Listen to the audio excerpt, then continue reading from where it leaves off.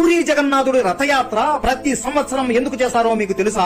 ఇంద్రధ్వమ్యుడు మొట్టమొదటిసారిగా పూరి మందిరాన్ని కట్టిస్తాడు. కట్టించిన తరువాత జగన్నాథుడు నీకు ఏం వరం కావాలో కోరుకో, నేను నెరవేరుస్తా అని అంటాడు. అప్పుడు ఇంద్రధ్వమ్యుడు, స్వామి మీ దర్శనమే నాకు మహాభాగ్యం, కానీ నాకు ఒక కోరిక ఉంది, అది నెరవేర్చండి అని అడుగుతాడు. నాకు పిల్లలు పుట్టకుండా నా వంశాన్ని నిర్వీర్యం చేయండి, ఎందుకంటే భవిష్యత్తులో ఎవరు కూడా ఈ ఆలయం నాది అని నీకు కానీ నీ భక్తులకు కానీ మధ్య రాకూడదు అని కోరుకుంటాడు. ఆ రాజు భార్య పేరే గుండీచా. ఇదంతా ఆమె వింటుంది. ఆమె బాధతో, రాజా నాకు తల్లి అయ్యే భాగ్యం లేదా అని బాధపడుతూ ఉంటే అప్పుడు జగన్నాథుడు వచ్చి, అమ్మా నేను మరియు నా అన్న బలరాముడు, నా చెల్లి సుభద్ర నీకు పిల్లలలాగా ఉండి ప్రతి సంవత్సరం నీ దగ్గరికి వచ్చి ఉంటాము. మేము అందరము నిన్ను తల్లిలాగా భావిస్తాము అని వరం ఇస్తాడు. అందుకే ప్రతి సంవత్సరం జగన్నాథుడు ఇచ్చిన మాట నిలబెట్టుకోవడానికి రథం మీద గుండీచా ఆలయానికి వెళ్లి ఆమె చేసిన వంటలు తిని ఆమెను సంతోషపరిచి తిరిగి వచ్చేస్తాడు.